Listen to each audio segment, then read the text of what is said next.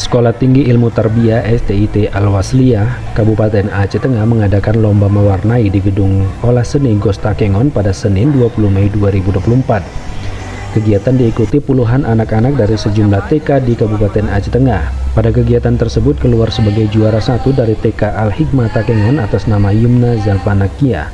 Disusul juara 2 dari TK Renggali, juara 3 TK IT Cendekia, dan juara harapan dari RA Buntul Siri Kebayakan. Ketua Sekolah Tinggi Ilmu Tarbiyah Rizkan Abka mengatakan lomba mewarnai merupakan salah satu kegiatan yang bertujuan untuk membentuk kreativitas dan kecerdasan anak sejak dini. Dengan tema yang mengangkat nilai-nilai kecerdasan, kreativitas, dan kecintaan pada tanah air, diharapkan anak-anak dapat belajar sambil bermain dan mengasah kemampuan artistik mereka.